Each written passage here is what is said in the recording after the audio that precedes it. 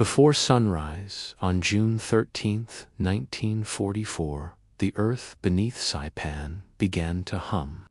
Lieutenant Masaki Ishida stood inside a reinforced observation bunker carved into volcanic rock. The concrete walls were thick, designed to withstand anything the Americans had thrown at other islands. He leaned forward, placing his eye against the periscope. What he saw froze him in place. The Pacific horizon wasn't empty water. It was filled, completely, with steel. Battleships, cruisers, destroyers, carriers. An armada stretching farther than he could see, arranged with geometric precision. It didn't look like a fleet. It looked like an industrial machine. The air carried a bitter mix of salt, fuel oil, and sulfur. Ishida had fought for 3 years in China. He'd seen artillery flatten cities and infantry vanish in machine gun fire. None of it prepared him for this scale. He quietly counted hulls until the numbers stopped making sense.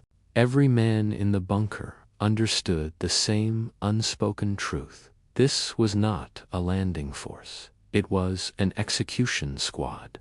Behind him, Sergeant Yamamoto confirmed that coastal batteries were ready. 43 men from the 43rd Infantry Division waited in silence, surrounded by ammunition crates and rifle racks. They had rice for 10 days, ammunition for one final defense. Japanese planners believed Saipan would become the graveyard of American amphibious doctrine. For months, engineers had transformed the island into a layered fortress.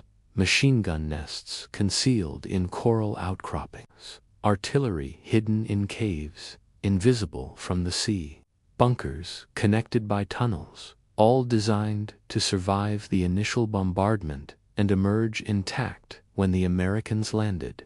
The doctrine was simple: endure the shelling, then destroy the invaders at the shoreline. It had worked before, at Tarawa, at Peleliui. Ishida expected the same pattern. At 5:50 a.m., the battleships opened fire. The USS Maryland, a survivor of Pearl Harbor, fired first. Ishida instinctively counted the seconds of the shell's flight time. He'd studied American naval gunnery. Loud, impressive, terrifying, but inaccurate. Shells usually struck visible targets, buildings, ridgelines, anything obvious. Concrete bunkers survived. Then the Marines paid the price. That was how this was supposed to go. The first shells screamed overhead like tearing steel. But the ground didn't shake randomly. It convulsed. Through the periscope, Ishida watched a camouflaged artillery position north of his sector vanish, not suppressed, but erased. The coral hillside collapsed inward as if folded by an invisible hand. That position could not be seen from the sea. It had been hidden for weeks. Ishida felt a cold dread spread through his chest. Another bunker disappeared, then another. This wasn't saturation fire. This was selection. They aren't firing blindly, Yamamoto whispered. Ishida understood before he could explain it. The Americans were aiming at things they shouldn't have been able to see. For 6 months, Japanese officers had studied Allied landings. The pattern was consistent: overwhelming volume, limited accuracy. Japan's defense relied on concealment, patience, and endurance.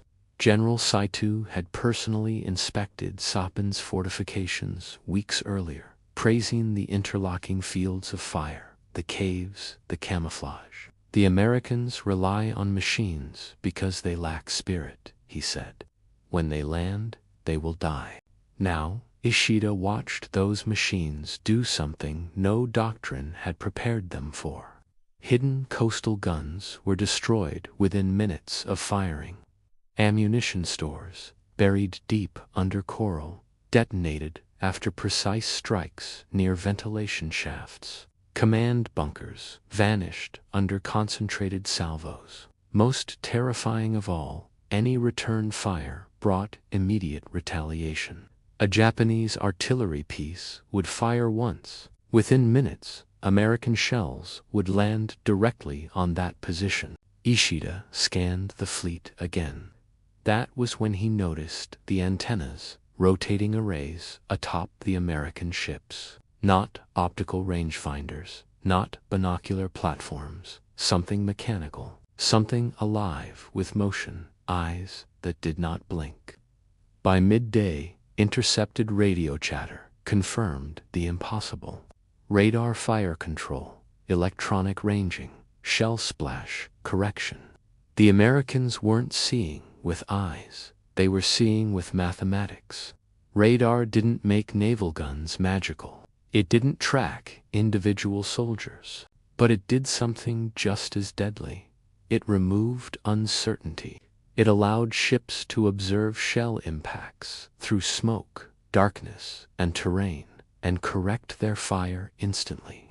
Japanese defenses depended on invisibility. Radar erased invisibility. Night fell. The shelling did not stop. Darkness, once Japan's ally, meant nothing. The guns fired with the same accuracy as in daylight. Hidden positions continued to vanish. A young private whispered the thought many of them feared. They can see in the dark. Ishida had studied engineering before the war. He understood radio waves in theory, but theory belonged in laboratories, not on battlefields. Yet here it was, an enemy that did not guess. An enemy that calculated. At dawn on June 14th, the bombardment intensified. Battleships rotated their turrets with mechanical patience. Salvos walked across defensive lines with deliberate progression. Fire was adjusted in real time. Positions that took months to construct died in seconds. Even the main headquarters beneath Mount Tapicho, thought to be impregnable, was eventually neutralized when shells found ventilation routes and secondary entrances. The psychological damage was worse than the physical destruction. Japanese soldiers were trained to fight men. They were not trained to fight systems. By June 15th, when the landing craft finally approached the beaches, over 80% of the prepared coastal defenses were already neutralized. The beach was not a killing field. It was a wreckage field. Marine units landed against fragmented resistance. Machine gun nests that should have swept the shore were silent. Survivors retreated inland, only to find the naval gunfire following them with terrifying consistency. Movement drew attention. Radios betrayed positions. Even massed retreats were detected. The belief that Americans were tracking individual soldiers wasn't technically accurate, but from the ground, the effect felt identical. Every principle of concealment had failed. By June 16th, Ishida understood something that would haunt him forever. Japan had built fortresses for a previous century. America brought the next one. Outnumbered, wounded, and without water, Ishida attempted to break through under the cover of smoke. Most of his men didn't make it. He survived, not through heroism, but by collapsing from exhaustion. Days later, delirious and dehydrated, he encountered an unlikely captor, a young Marine who spoke fluent Japanese, Guy Gabaldon. Their conversation didn't feel like a surrender. It felt like a revelation. When Ishida asked how the Americans knew where everything was, the answer was simple. Machines, not courage, not magic. Machines that extended human perception beyond its natural limits. The Battle of Saipan marked a turning point, not just in territory, but in warfare itself. Radar-guided fire control shattered Japan's entire defensive philosophy. Concrete, camouflage, and night operations no longer guaranteed survival. Within weeks, the psychological collapse on the island contributed to desperate mass attacks and tragic civilian losses.